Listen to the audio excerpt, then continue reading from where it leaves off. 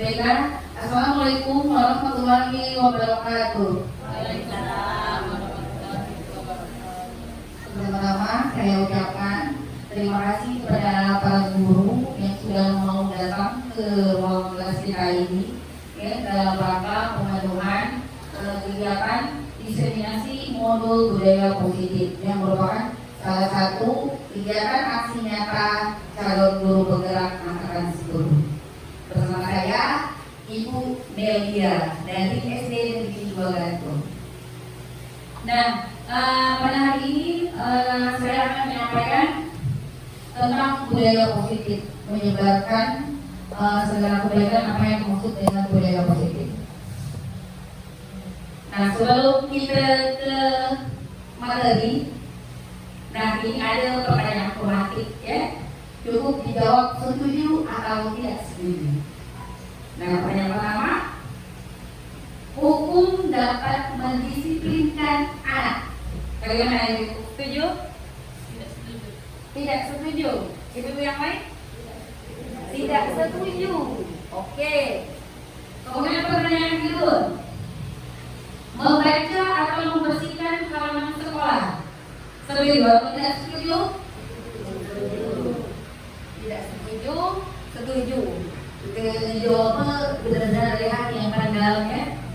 Kemudian yang ketiga, memberi penghargaan dapat meningkatkan motivasi belajar anak. Bagaimana? Setuju. Setuju. Oke, kita simpan jawabannya dulu. Next. Nah, pada hari ini, pada kesempatan yang baik ini, di sini saya akan menyampaikan beberapa materi dari budaya positif. Pertama, disiplin positif dan nilai-nilai kebahagiaan universal. Kedua, teori motivasi, hukuman dan penghargaan restitusi. Yang ketiga, keyakinan keras. Yang keempat, kebutuhan dasar manusia dan dunia berkualitas.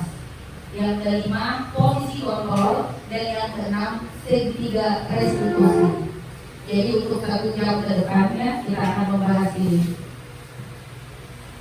Nah, kemudian pertama, disiplin positif dan nilai-nilai kebajikan universal. Nah, ini kita akan bermain skate ya. Kita tolong, ini sudah disiapkan ada kertas, jadi nanti kami minta algoritmanya seperti itu ya. Nah, ini nanti akan biar lebih apa ya nanti maksudnya gitu ya. Nah, jadi saya bagikan kertas kepada 1 orang, tapi teman yang di sebelahnya tidak dibagikan. Nanti kepada kawan guru yang mendapatkan kertas ini akan menuliskan sesuatu, 1 kata, terserah apa ya. Jangan sampai tulisan tersebut diketahui oleh orang sebelahnya. Genggam di dalam telapak tangannya sekuat mungkin. Kemudian kawan yang di sebelahnya dia tidak mendapatkan kertas yang saya berikan, rayu teman yang tadi yang memegang kertas tadi dalam genggamannya. Terserah rayuannya mau seperti apa, ya. Kemudian kawan yang memegang kertas tadi terserah juga. Kalau memang sudah temankan dengan rayuannya, mau dibuka ya buka. Tapi kalau tidak mau, ya tidak apa-apa. Ya tidak apa-apa. Yuk, kita mulai ya. Waktu singkat waktu, Ibu tuliskan saja. Nanti kawan yang barisan ini, Rayu, Bu Eni, kerjakan makanya dulu biar tidak dilihat dulu apa yang ditulis. Oh berarti ini. Bu Eni merayu Bu Sur, Ibu Lingkung merayu Ibu Oli.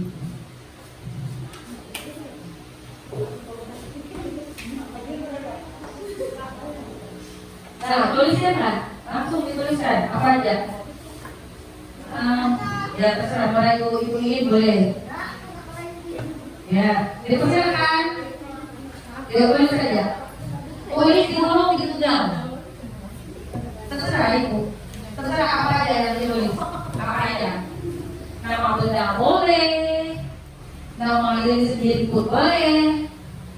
Ditulis yang kira-kira kawan sebelahnya akan kepo. Ingin tahu ya? Yuk digulung, digenggam.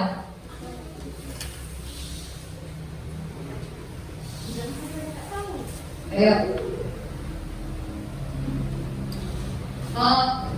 Pak Surya, ya Pak Surya ngomong nih, ayo belum digenggam. Ya silakan yang sudah rayu lah. Kira-kira nakal, mau nggak kawannya itu memberikan rahasia yang ada di tangannya itu? Ayo. Boleh. Ini boleh.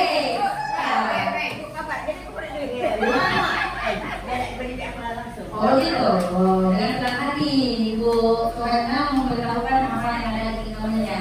Ya boleh. Si sama Bu Eli.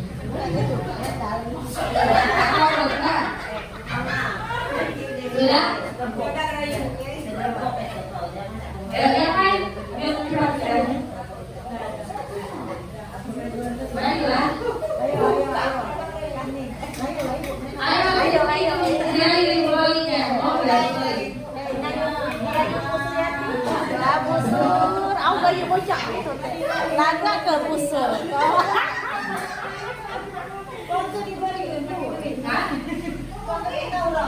Boleh, terserah. Kalau misalnya memang ya udah kalau jangan ya boleh. Kalau memang orang ya udah itu kan semuanya ada di diri masing-masing. Di diri masing-masing. Selanjutnya, coba saya tanyakan kalau Bu Mama tadi memberikan apa yang tidak mengenalnya dikasih tahu gitu ya? Tidak. Oh tidak. Kalau Bu Suraina memberitahu, lagi setengah hati memberitahu ya. Kalau Ibu tuh Aduh minta langsung. Bocah.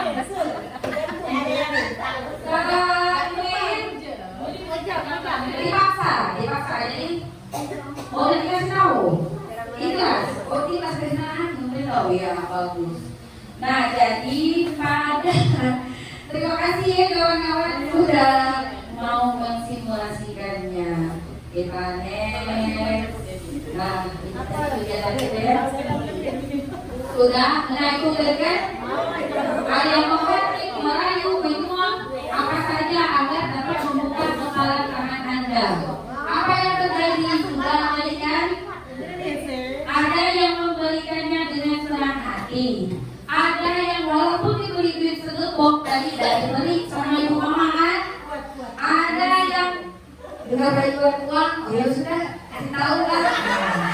Nah, jadi kesimpulannya dari kegiatan kita tadi, apapun posisi kontrol kita sebagai manusia itu tidak ada orang lain yang bisa mengendalikannya, kita sendiri, ya. Nah jadi apapun keputusan kita itu semuanya berasal dari kita sendiri. Oke, nah ini seperti yang sudah kami pelajari pada modul 1.4 itu ya, menurut Dr. William Glasser dalam teori kontrol, pilihan meluruskan miskonsepsi tentang makna kontrol atau ilusi kontrol. Ilusi guru mengontrol murid. Oh, ternyata selama ini cuma ilusi guru mengontrol murid. Pada dasarnya kita tidak dapat memaksa murid untuk berbuat sesuatu. Jikalau murid tersebut memilih untuk tidak melakukannya, terkaget. Nah, jadi teori kontrol menyatakan bahwa semua perilaku memiliki tujuan, bahkan terhadap perilaku yang tidak disukai. Jadi pada saat itu nyolong murid itu ya, mungkin di saat dia nurut sama kita, mungkin pada saat itu murid itu sedang mengontrol dirinya mau dikontrol oleh orang lain. Ya? Nah, jadi ilusi bahwa semua perbuatan positif, efektif dan bermanfaat. Penguatan positif atau bujukan adalah bentuk-bentuk kontrol. Macam tadi bujukan tadi berupa uang, misalkan berupa rayuan. Dalam jangka waktu tertentu, kemungkinan murid tersebut akan menyadarinya dan mencoba untuk menolak bujukan kita. Atau bisa jadi murid tersebut menjadi tergantung pada pendapat sang guru untuk berusaha. Nah itu inti dari kegiatan kita tadi. Oke, next kita lanjutkan. Ilusi bahwa kritik membuat orang bersalah dapat menguatkan karakter. Menggunakan kritik rasa bersalah untuk mengontrol murid menuju pada identitas gagal. Mereka belajar untuk merasa buruk tentang diri mereka. Mereka mengembangkan dialog diri yang negatif. Jadi kita itu ternyata kalau membuat murid itu merasa gagal, itu akan membentuk pribadi yang gagal. Jadi mudah-mudahan setelah ini kita merubah paradigma pendidikannya selama ini ya. Nah kemudian ilusi bahwa orang dewasa memiliki hak untuk memaksa. Banyak orang dewasa yang percaya bahwa mereka memiliki tanggung jawab untuk membuat murid-murid berbuat hal-hal tertentu. Apapun yang dilakukan dapat diterima selama ada sebuah kemajuan berdasarkan sebuah pengukuran kinerja. Pada saat itu pula, orang dewasa akan menyadari bahwa perilaku memaksa tidak akan efektif untuk jangka waktu panjang. Dan sebuah hubungan permusuhan akan terbentuk. Ya? Nah, jadi itu semua hanya ilusi ya. Nah, perubahan paradigma stimulus respon, teori kontrol atau teori pilihan. Siapa sesungguhnya yang memiliki kontrol stimulus respon? Kita mencoba mengubah orang agar berpandangan sama dengan kita. Itu kalau stimulus respon. Tidak dengan teori kontrol, kita berusaha memahami pandangan orang lain tentang dunia. Jadi jangan kita mencoba orang lain berpandangan sama dengan kita. Tidak bisa ya. Nah, cukup kita memahami apa yang menjadi pandangannya. Kemudian perilaku buruk dilihat sebagai suatu kesalahan. Semua perilaku memiliki tujuan. Sekalipun sikap yang buruk pasti ada tujuannya. Nanti selanjutnya ya, itu akan kita bahas. Nah kemudian orang lain bisa mengontrol saya. Kalau masalah ini tadi. Nah sekarang kita ke teori kontrol. Hanya Anda yang bisa mengontrol diri Anda. Kita sendiri dan mampu mengontrol kita sendiri. Begitupun juga orang lain. Kita tidak bisa memaksakan untuk mengontrol orang lain. Kemudian pemaksaan ada pada saat bujukan gagal. Kolaborasi dan konsensus menciptakan pilihan-pilihan baru. Model berpikir menang kalah. Tidak lagi. Kita harus berpikir model berpikir menang menang. Next ya. Nah ini dia disiplin positif yang dimaksudkan oleh berdasarkan teori kontrol oleh Dr. William Glasser. Anda tidak bisa mengontrol orang lain, hanya Anda yang bisa mengontrol diri Anda. Jadi makna disiplin itu belajar kontrol diri dengan menggali potensi kita agar tercapai tujuan mulia, yaitu sesuatu menjadi seseorang yang kita inginkan berdasarkan nilai-nilai yang kita hargai. Kemudian semua perilaku memiliki tujuan. Ini berdasarkan teori motivasi. Untuk menghindari hukuman, ada yang untuk mendapatkan imbalan, ada yang untuk menghargai diri sendiri. Ya. Nah, coba kita lihat perilaku tadi ya. Perilaku itu ada yang untuk menghindari hukuman dan mendapatkan imbalan. Itu sudah lahir dari dirinya sendiri atau faktor dari luar?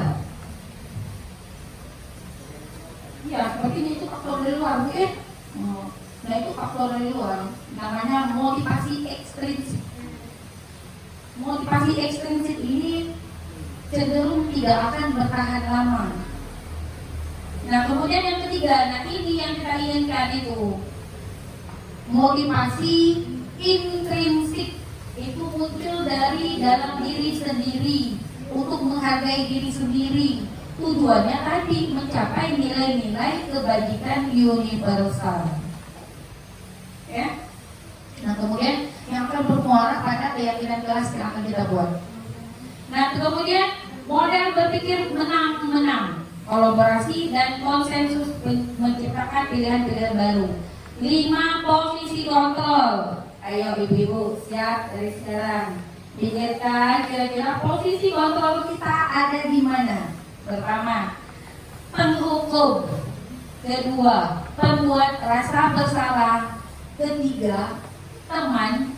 Keempat, pemantau. Kelima, manajer. Cukup simpan dulu ya, nanti itu. Nah, kemudian ada segitiga restitusi. Tujuan dari segitiga restitusi ini menstabilkan identitas, validasi kebutuhan, menanyakan keyakinan. Nah, kemudian realitas, kebutuhan kita berbeda. Kita berusaha memahami pandangan orang lain tentang dunia. Setiap orang memiliki gambaran yang berbeda. Nah, ini bermuara pada 5 kebutuhan dasar manusia. Kebutuhan dasar manusia yang pertama, bertahan hidup, penguasaan, kasih sayang, dan rasa diterima, kesenangan, dan kebebasan. Akan saya jelaskan ke tahap selanjutnya aja ya. Next dulu. Apakah makna disiplin? Disiplin yang Bapak Ibu ketahui selama ini seperti apa? Disiplin tentang bekerja. Bagus itu Suhaina. Oke, dari bahasa Latin disiplin itu artinya belajar ya. Makna asal dari kata ini berkonotasi dengan disiplin. Dari murid-murid Socrates dan Plato. Disiplin diri membuat orang menggali potensinya menuju sebuah tujuan apa yang dia hargai. Namun dalam budaya kita, makna kata disiplin telah berubah menjadi sesuatu yang dilakukan seseorang pada orang lain untuk mendapatkan kepatuhan. Rasa gitu, kayak itu tuh rasanya. Nah, kecenderungan umum adalah menghubungkan kata disiplin dengan ketidaknyamanan, bukan dengan apa yang kita hargai atau pencapaian suatu tujuan mulia. Kembali ke yang slide sebelumnya tadi, disiplin itu terkadang hanya karena ada dorongan motivasi ekstrinsik. Nilai-nilai kebajikan universal. Nilai-nilai kebajikan adalah sifat positif manusia yang merupakan tujuan mulia yang ingin dicapai setiap individu. Nilai-nilai tersebut bersifat universal dan lintas bahasa, suku, bangsa, agama maupun latar belakang. Oke, semuanya pasti ini mencapai nilai-nilai universal tersebut. Setiap perilaku atau perbuatan memiliki suatu tujuan. Itu menurut Dr. William Glasser pada teori kontrol. Dengan mendapatkan nilai-nilai kebajikan yang diyakini seseorang, maka motivasi intrinsiknya akan terbangun sehingga menggerakkan motivasi dari dalam untuk dapat mencapai tujuan mulia yang diinginkan. Dian Gosen 1998.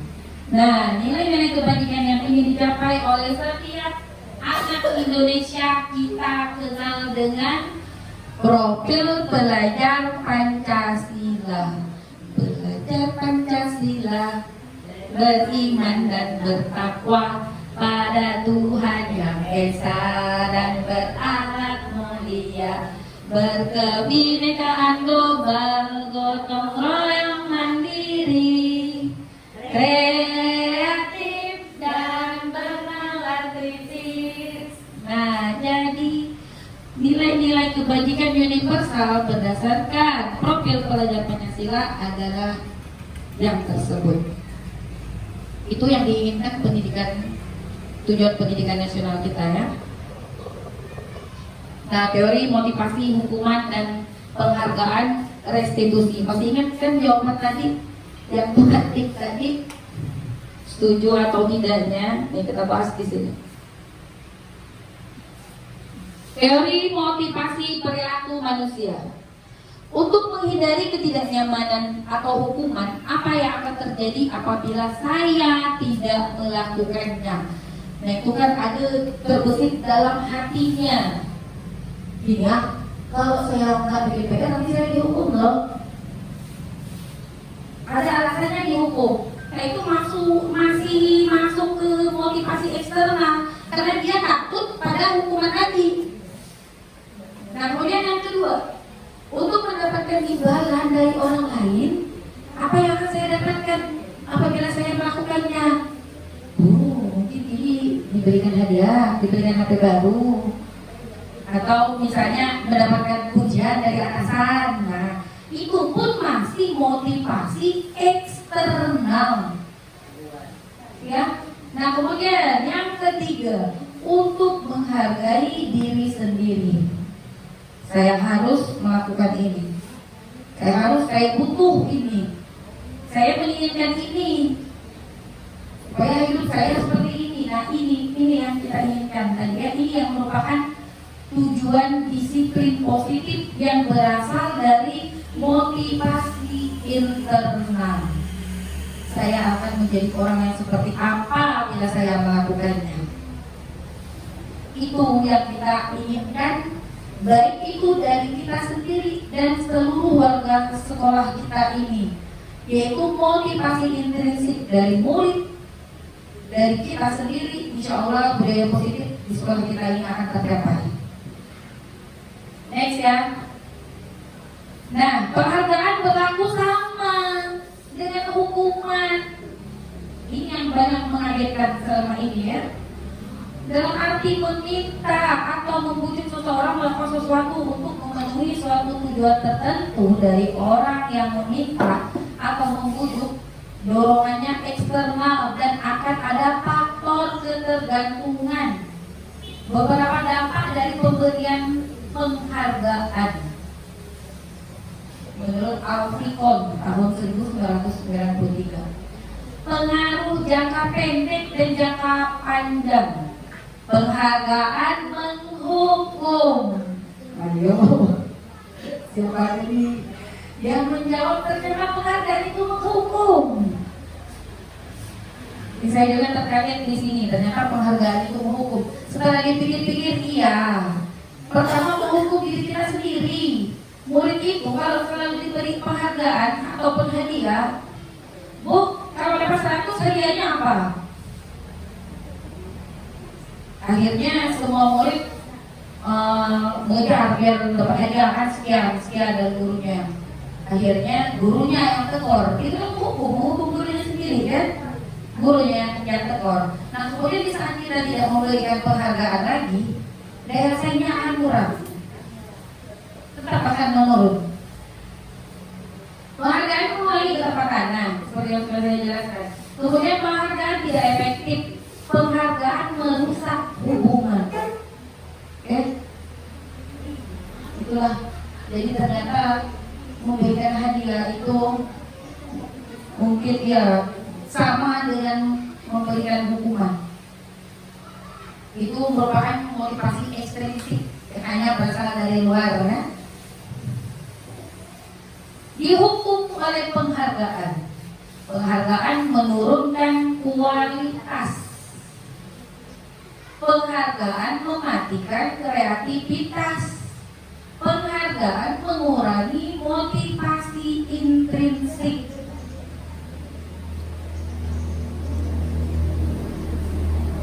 Nah, seperti yang sudah saya sampaikan tadi kan, penghargaan menurunkan kualitas. Di saat kita tidak memberikan hadiah pada mereka, pernahkah kita alami, Ibu Bapak? Pernahkah dia selalu bertanya, Bu, nanti kami dapatnya apa? Pada pertama, wah hadiahnya besar. Pada perlombaan kedua hadiahnya sedang. Mulai menurun kan? Oh cuma dapat ini loh. Nah, motivasi ekstrinsiknya tadi tidak masuk ke motivasi intrinsiknya. Kita lanjut ya. Bentuk program kebajikan atau apresiasi. Nah ini jadi maksudnya kita tuh anak-anak mau rasa di anak rasa di kita ya. Kita pun kalau diberi apresiasi oleh kepala sekolah ada perasaan oh iya terima kasih, oh merasa berharga sangat diri kita itu kan. Nah seperti itu. Nah dalam memberikan apresiasi atau pengakuan perlu diingat beberapa hal. Beri pengakuan secara khusus, beri pengakuan secara pribadi, beri pengakuan kepada semua murid bergantian. Jadi ini tadi, pandanglah murid dengan rasa hormat. Semua murid pasti punya kelebihan. Jadi berilah pengakuan kepada semua murid secara bergantian. Beri pengakuan secara konsisten. Terus menerus berikan pengakuan secara konsisten. Kemudian fokus pada prosesnya. Kita lihat prosesnya. Jangan kita melihat hasilnya. Saat anak belajar gimana prosesnya. Nah jangan kita lihat hasilnya. Seperti program P5 kita kan, nah kita perhatikan prosesnya. Hasilnya mau produknya bagus atau enggak itu hanya bonus saja. Tapi kita lihat pada prosesnya. Apakah terjadi kolaborasi, apakah terjadi pemahaman yang lebih lanjut, apakah ada inovasi dari mereka. Nah itu hal yang lebih penting ya. Lanjut. Contoh pengakuan atau apresiasi kebajikan. Kemarin saya perhatikan nilai kebajikannya, rasa empatimu besar sekali. Kemarin ibu lihat kamu rambutnya panjang.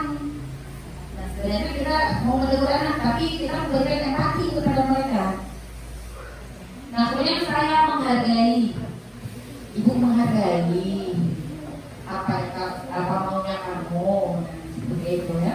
Nah kemudian terima kasih itu pada nilai kebajikan tanggung jawab. Dan pada situasi pada saat kamu memungut kertas-kertas yang berserakan di lantai, apa yang kecil seperti itu pun mampu membentuk motivasi intrinsik dari anak. Kita lihat dia memungut sampah, oh terima kasih nak. Jadi kata terima kasih yang singkat jelas padat itu insya Allah mampu menumbuhkan motivasi intrinsiknya dibandingkan kita beri hadiah ya. Karena pemberian hadiah itu ternyata sama dengan memberikan hukuman. Next. Perbedaan hukuman dan konsekuensi. Ada pula konsekuensi. Biasanya konsekuensi ini sesuatu yang sudah kita tetapkan kan. Kalau tidak kita kerjakan, konsekuensinya seperti ini. Bedanya dengan hukuman. Nah kalau hukuman sesuatu yang tidak terkira terjadi tiba-tiba dia misalnya di luar kendali dia mendapatkan hukuman, itu hukuman. Beda dengan konsekuensi. Konsekuensi itu kalau aku tidak bertekad aku mendapatkan ini loh hukumannya, ini loh imbalannya. Nah itu konsekuensi. Nah sesuatu yang menyakitkan harus terjadi. Kalau konsekuensi sesuatu harus terjadi. Kalau hukuman membuat anak sakit fisik maupun hati untuk jangka waktu lama. Kalau konsekuensi membuat tidak nyaman dalam jangka waktu yang pendek. Karena kenapa dalam jangka waktu yang pendek? Karena dia sudah tahu akan menerima akibat dari apa yang dia lakukan. Nah kemudian anak membenci kedisiplinan. Kalau dengan hukuman, kalau konsekuensi anak menghargai disiplin. Kemudian kalau hukuman sifatnya paksaan. Konsekuensi stimulus atau tanggapan. Mendorong anak menyakiti diri sendiri. Kalau konsekuensi mendorong anak agar mudah menyesuaikan diri. Konsep diri yang buruk, konsep diri yang baik. Hukuman anak belajar untuk menyembunyikan kesalahan. Kalau konsekuensi, anak belajar untuk mematuhi peraturan. Marah, rasa bersalah, dipermalukan, merasa tak dihargai. Kalau konsekuensi, kehilangan hak, dibuat tidak nyaman, diasingkan untuk sementara. Next ya. Nah ini, yuk kita tentukan ya tugas perbedaan hukuman dan konsekuensi. Mencatat 100 kali di dalam buku kalimat, saya tidak akan terlambat lagi karena terlambat ke sekolah. Hukuman. Ibu. Lanjut. Lari mengelilingi lapangan basket 2 kali karena terlambat hadir di sekolah. Hukuman. Murid diminta untuk push up 15 kali karena tidak menggunakan masker ke sekolah. Hukuman. Menggantikan kertas tugas teman yang telah dicoret-coret. Konsekuensi. Membersihkan tumpahan air di meja tulis karena tersenggol pada saat belajar. Murid disuruh untuk mengenakan sepatu seharian di sekolah karena tidak mengenakan sepatu hitam. Konsekuensi atau hukuman? Konsekuensi. Oke. Lari mengelilingi lapangan basket 2 kali karena terlambat 10 menit untuk pelajaran PJOK. Gimana Kak? Untuk pelajaran PJOK. Hukuman. Oke. Sudah disimpan jawabannya masing-masing. Next. 1, 2, 3. Ya, bagaimana ibu-ibu dengan jawabannya tadi? 6 pas. Oh, hebat. Tepukan untuk kita semua. Ya. Nah, pertanyaan bagus. Kamu kan yang poin nomor 2 dengan poin nomor 7 ya? Itu sama kan jenis hukumannya? Tapi satu hukuman, satu konsekuensi. Di sini bedanya pada saat pelajaran PJOK. Makanya tadi saya tanyakan khusus kepada Pak apa namanya Pak Kias, Pak Sugiar. Iya. Karena pada yang poin nomor 2 itu tidak khusus pada pelajaran PJOK. Artinya bisa siapapun yang memberikan hukuman itu kan. Kalau yang poin nomor 7 lari mengelilingi lapangan basket 2 kali karena terlambat pada pelajaran PJOK, artinya itu sudah konsekuensi peraturan dari guru. Iya. Bisa dibedakan ibu-ibu. Luar biasa pertanyaan dari Ibu Eli. Tepuk tangan. Berarti konsentrasinya dulu. Cluenya ikuti perintah saya. Tepuk 1, tepuk 2, 3. Cluenya ikuti perintah saya. Berani ya. Tepuk 1, 2. Masih belum konsentrasi. Yuk, tepuk kumpul ya semua di sini. Ulangi sekali lagi ya. Tepuk 1, tepuk 2, 3. Bagus ibu. Cluenya ikuti perintah dari saya. Oke, tepuk tangan untuk kita semua. Lanjut. Apa itu restitusi? Nah, ini ya. Restitusi adalah proses menciptakan kondisi bagi murid untuk memperbaiki kesalahan mereka sehingga mereka bisa kembali pada kelompok mereka dengan karakter yang lebih kuat. Restitusi juga merupakan proses kolaboratif yang mengajarkan murid untuk mencari solusi untuk masalah mereka dan membantu murid berpikir tentang orang seperti apa yang mereka inginkan, tujuan mulianya ya, dan bagaimana mereka harus memperlakukan orang lain. Nah itu yang dikatakan restitusi. Biasanya orang hukum paham dengan kata restitusi. Ya kan Ibu Sur, pengembalian kembali maksudnya restitusi kan. Nah gitu juga konsepnya pada pendidikan. Nah ini, jadi identitas gagal itu terjadi pada hukuman. Identitas sukses itu terjadi pada disiplin yang terdiri dari konsekuensi dan restitusi. Kalau hukuman sesuatu yang menyakitkan, kalau konsekuensi seperti yang tadi ya, sesuatu yang harus terjadi. Nah kalau restitusi merupakan pilihan.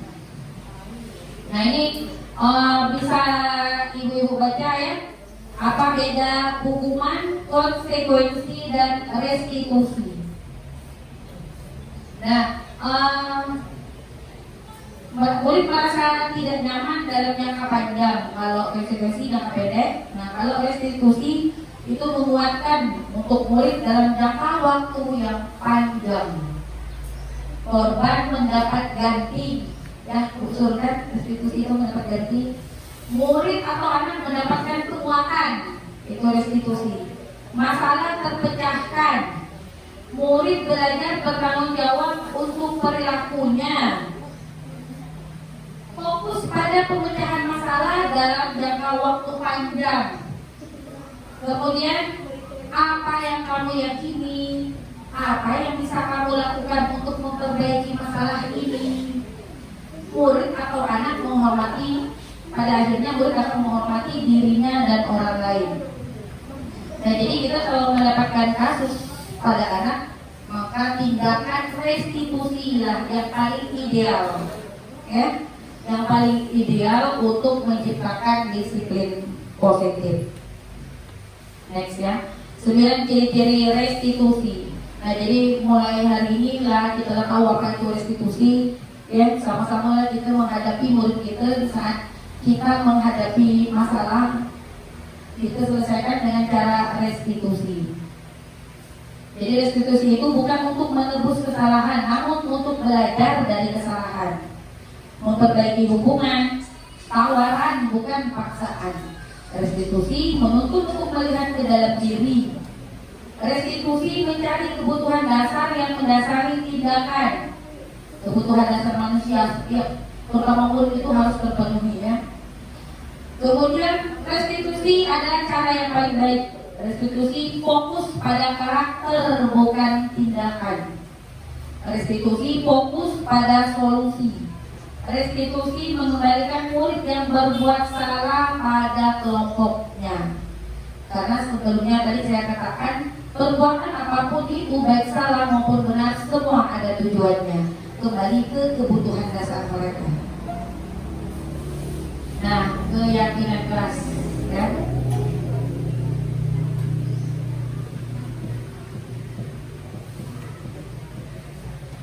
Kita ke materi berikutnya.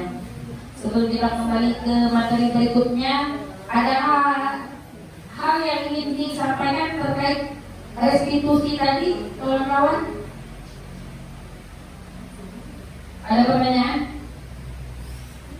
Nah, jadi saya contohkan ya, jadi restitusi itu di saat kita mendapati kasus anak misalnya tidak membuat tugas, sudah beberapa kali tidak membuat tugas. Nah itu kita lakukan restitusi, misalnya dengan cara menanyakan apa alasannya, ya, tanyakan dulu. Nah kemudian bisa di akhir kita bantu bagaimana cara menyelesaikannya. Next ya, keyakinan keras. Mengapa tidak peraturan saja? Mengapa harus keyakinan keras? Mengapa kita memiliki peraturan harus menggunakan helm bila mengendarai kendaraan roda 2? Ada motivasi dari luar atau dari dalam? Apa kita menggunakan dari dalam? Dari luar? Karena diharuskan. Ya, maka kita memiliki peraturan untuk menjaga keselamatan diri dari dalam. Kalau boleh dari luar, karena ada keharusan peraturan, ya, karena ada peraturan. Oke. Mengapa kita memiliki peraturan 3M? Menggunakan masker, mencuci tangan, dan menjaga jarak.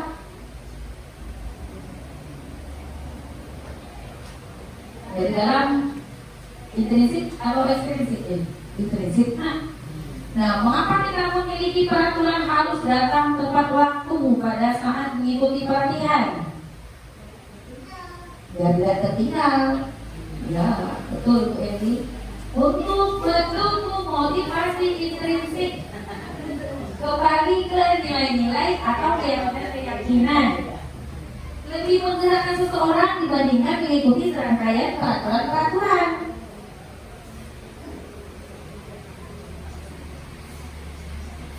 Jadi semuanya harus berasal dari motivasi intrinsik. Nah, ini dia ya.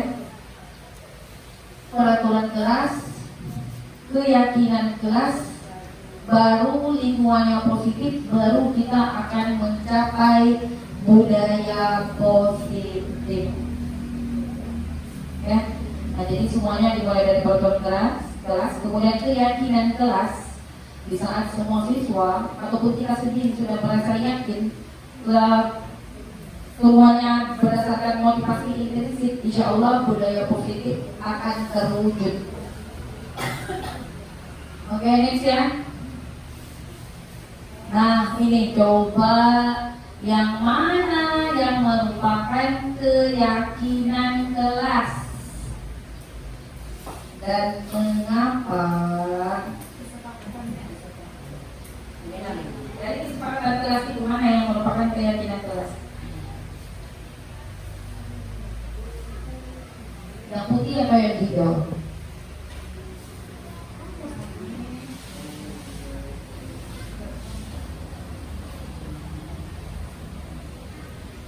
Kesepakatan kelas yang Ya, hijau. yang hijau sama itu sama-sama tulisannya kesepakatan kelas. Iya. Yang putih atau yang hijau? Yang merupakan Keyakinan yang hijau. Yang hijau. Yang putih. Yang putih. Ya. Itu ya, keyakinan. Ya. Dia kesepakatan yang hijau. Ya, yang putih itu keyakinan. Ya, bagus, bagus tadi. Jadi yang merupakan keyakinan kelas itu ya adalah yang putih itu. Kami guru dan murid yang saling menyayangi. Semua sudah berasal dari dalam kan? Kami murid yang semangat belajar. Kami murid yang peduli dengan teman-teman. Nah, itu jadi keyakinan kelas itu yang putih ya. Next. Selalu kembalikan buku ke tempatnya. Keyakinan. Dilarang mengganggu orang lain. Sepakatan. Hadir di sekolah 15 menit sebelum pembelajaran dimulai.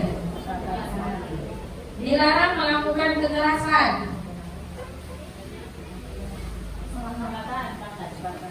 Kesepakatan. Bergantian atau menunggu giliran.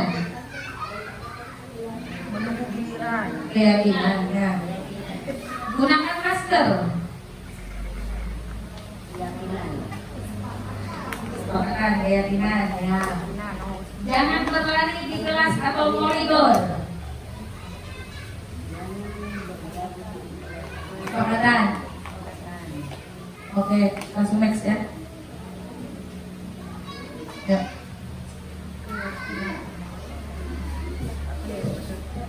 Nah, berarti benar semua jawaban keyakinan kelas ya. Selalu kembalikan buku ke tempatnya. Ada rasa tanggung jawabnya. Dilarang mengganggu orang lain, menghormati orang lain.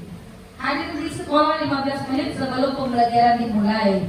Menghormati orang lain dan berkomitmen. Dilarang melakukan kekerasan. Itu keyakinan bahwa keselamatan dan menghormati orang lain itu penting. Kemudian dilarang menggunakan narkoba. Itu ternyata kesehatan. Yakin akan kesehatannya. Kemudian pergantian atau menunggu giliran, menghormati orang lain dan bersabar. Gunakan masker. keyakinan kelas yang bersifat kesehatan atau keselamatan. Jangan berlari di kelas atau koridor, keselamatan dan keamanan. Lanjut next ya. Nah ini kebutuhan dasar manusia dan dunia berkualitas. Seperti yang saya sampaikan tadi ya, semua tindakan baik buruk itu semuanya ada tujuannya. Nah itu karena adanya kebutuhan dasar manusia. Jadi kalau kita ngeliat murid kita tuh ada tekanan, ada sifatnya seperti ini, sifatnya seperti ini, pola lakunya seperti ini. Nah itu ada satu kebutuhan dasar mereka yang tidak terpenuhi. Itu juga dengan kita, bukan hanya pada anak. Nah, ini kebutuhan dasar manusia. Apabila salah satu kebutuhan tersebut tidak terpenuhi, maka anak berperilaku menyimpang atau tidak sesuai dengan aturan yang berlaku. Inilah mengapa mereka bersifat seperti itu. Gitu juga kita, kenapa kita bersifatnya seperti itu? Karena mungkin dari 5 kebutuhan dasar manusia itu ada yang tidak terpenuhi. Mereka mencari kebutuhan itu sebenarnya. Itulah tugas kita sebagai guru, jadi memenuhi kebutuhan dasar mereka. Kasih sayang dan rasa diterima. Ya seringkali kita temukan murid kita yang cari perhatian. Nah mungkin dia kebutuhan dasar.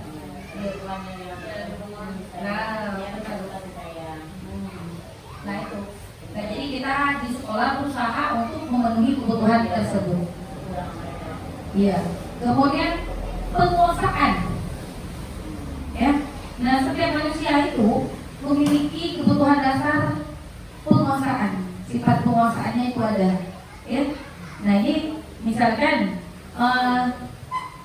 dia merasa ingin memiliki kita sebagai guru. Dia harus merasa tidak ada batasnya antara kita dengan dia. Nah itu penguasaan seperti itu. Nah kemudian ada kebebasan, kebutuhan dasar kebebasan. Ada murid yang misalnya tidak mau ikut jam olahraga, mungkin kebutuhan akan kebebasannya berkurang kan. Mungkin itu biasanya kalau yang di rumah dia tidak bisa mengekspresikan apa yang dia inginkan. Di rumah sekolah, ya di rumah sekolah dia baru bisa mengekspresikan kebebasan dia tadi. Nah seperti itu. Nah jadi kebutuhan itu ya. Nah kemudian kesenangan. Nah kesenangan sama dengan kebebasan tadi ya, hampir sama. Nah kesenangan mungkin di rumah dia misalnya merasa takut dengan orang tuanya ya. Nah mungkin di sekolah dia baru merasa senang. Misalnya kesenangannya itu mungkin akan berlebihan karena dia butuh kesenangan. Di saat kita remaja dia asik-asikan misalnya di belakang ya, tidur atau bermain misalnya. Mungkin di rumahnya kebutuhan dasar akan kesenangannya tidak terpenuhi. Nah biasanya anak yang seperti itu kebutuhan dasar atas kesenangannya harus kita penuhi ya. Kemudian rasa kasih sayang tadi sudah ya. Nah untuk kemudian yang kelima, bertahan hidup. Nah jadi semua manusia itu memiliki kebutuhan dasar ya, yang bertahan hidup. Kalau tidak bertahan hidup gimana Bu Yali?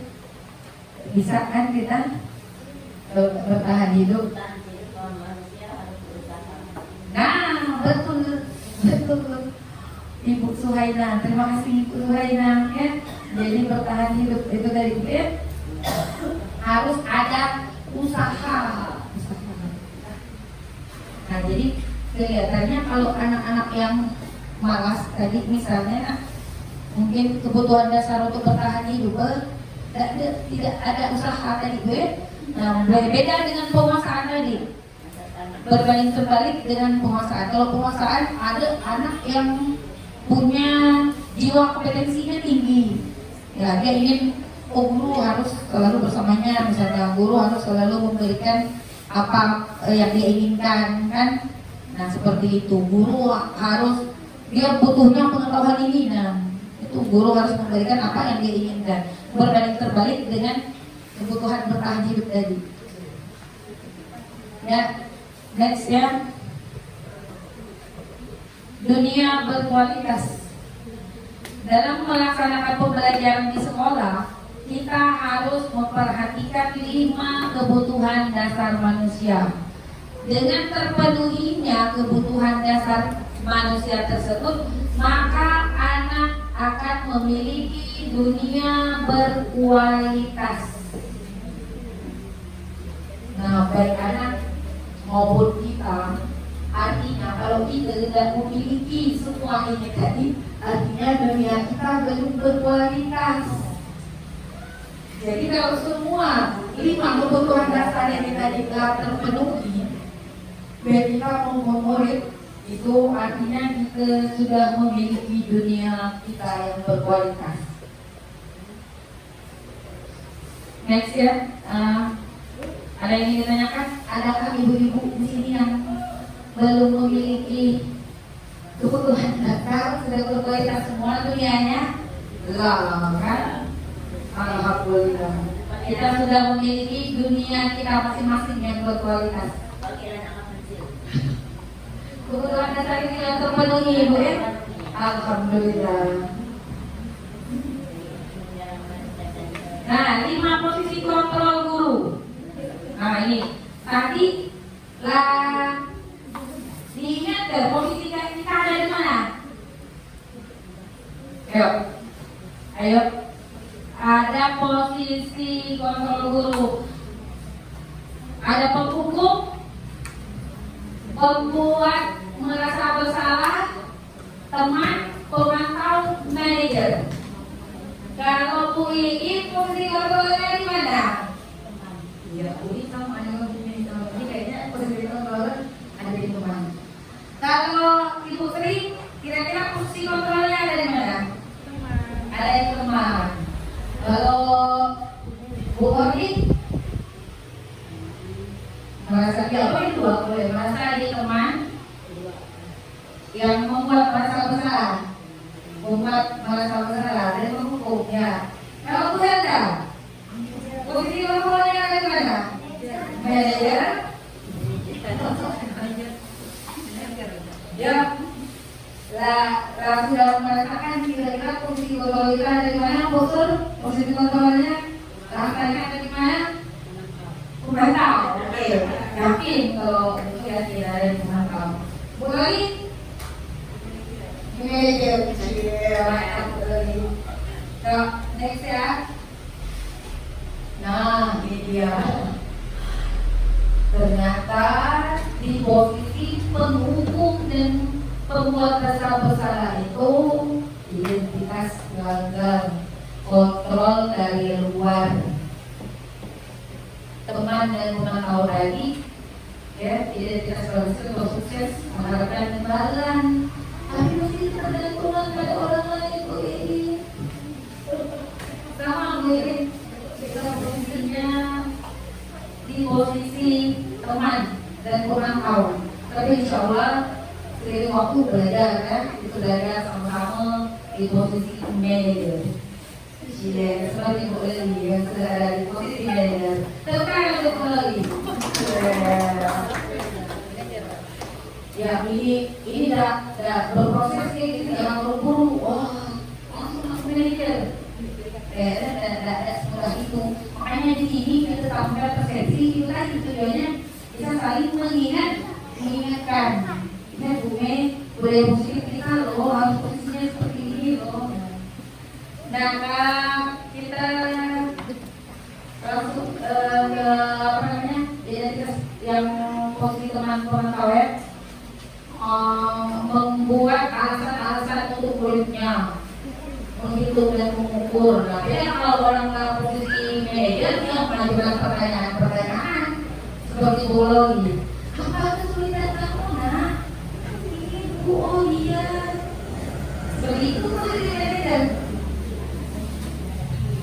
Nah, kemudian kalau di posisi teman, ayolah lakukan demi ibu. Kasihan sama ibu. Nanti dimarahin kepala sekolah. Merasakan ada yang merasakan itu. Yo, masih dengan ibu.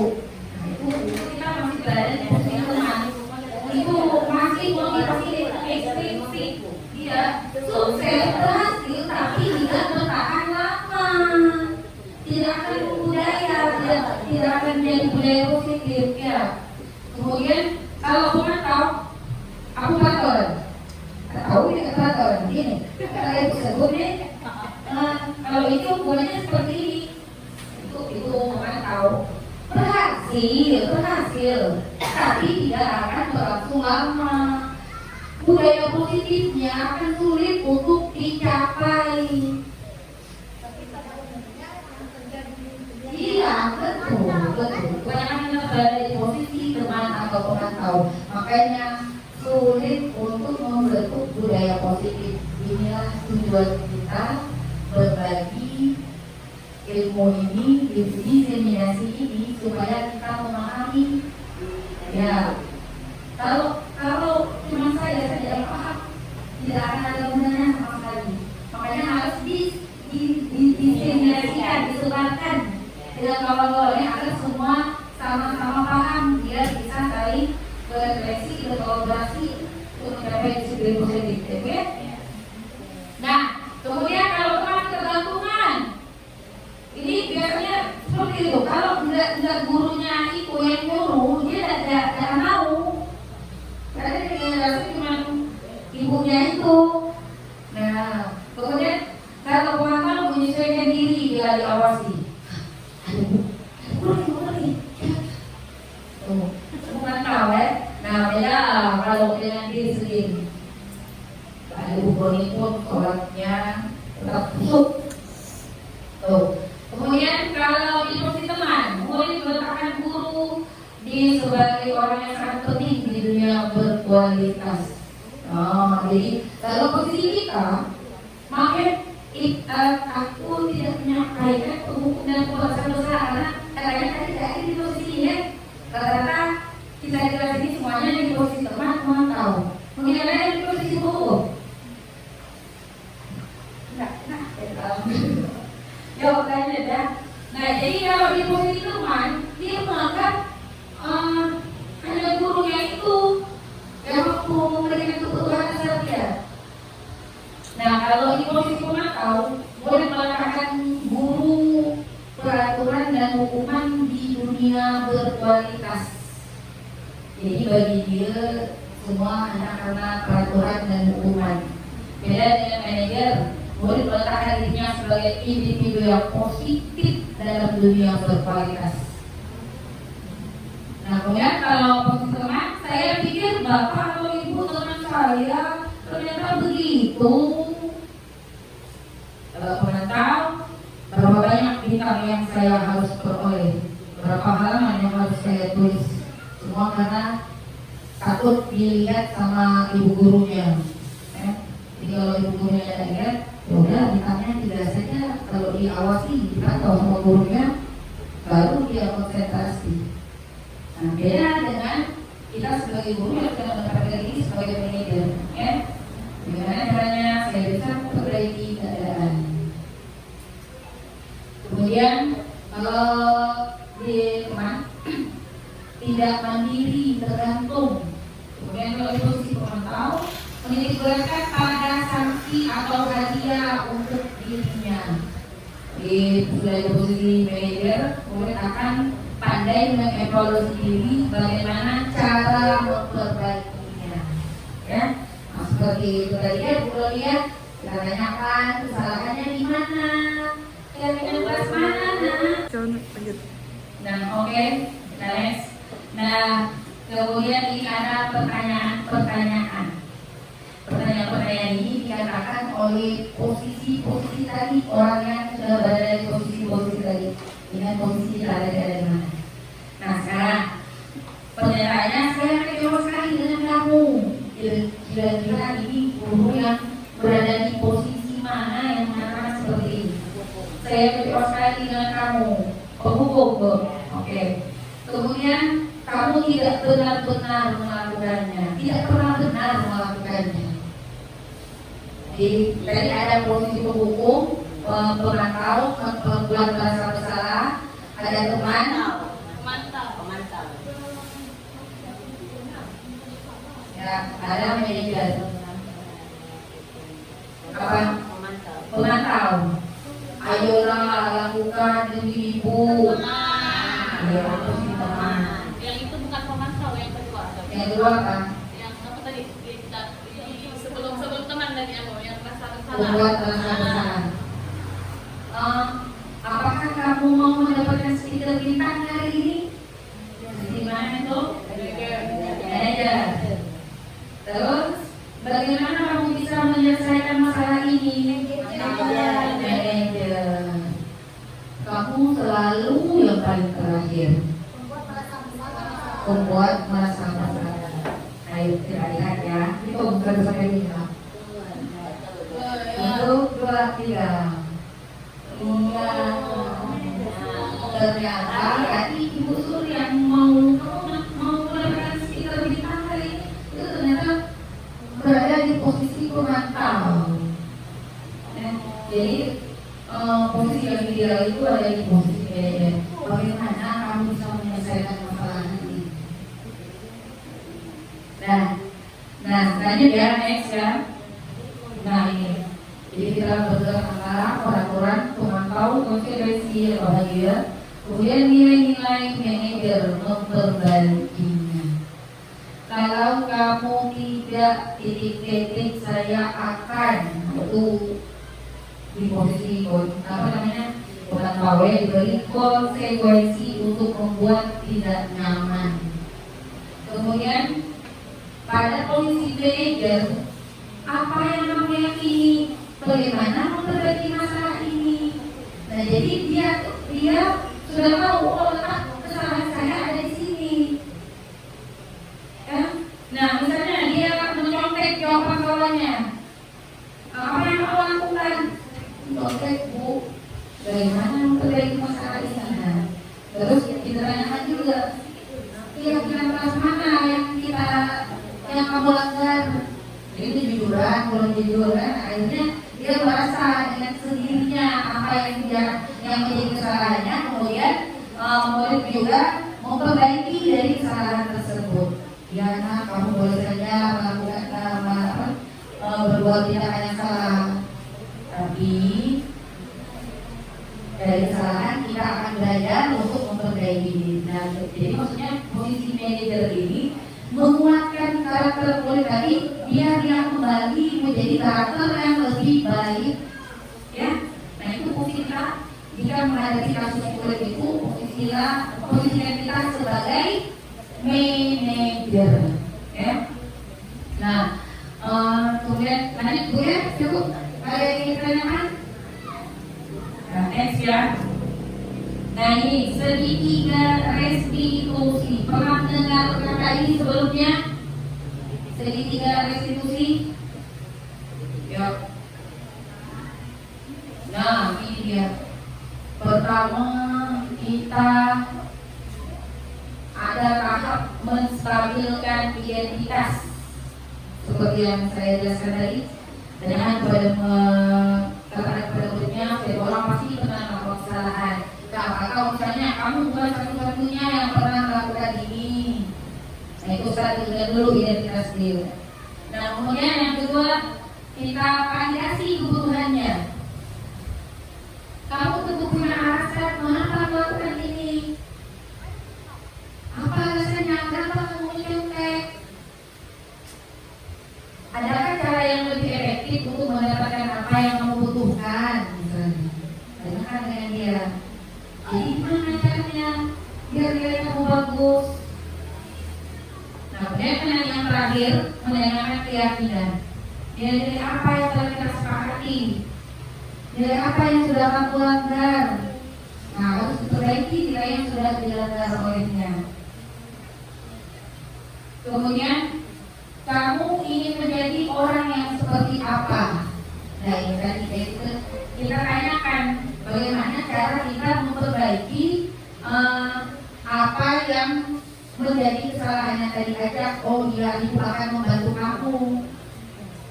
Oke, ibu akan membantu kamu mengingatkannya dengan menghubungi orang tuamu, ya, misalnya seperti itu.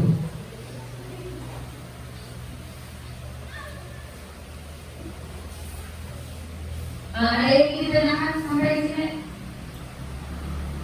Sampai di sini? Jadi di saat kita menghadapi permasalahan murid, posisikan kita sebagai posisi manajer dengan menggunakan segitiga restitusi ini dalam menghadapi masalah anak.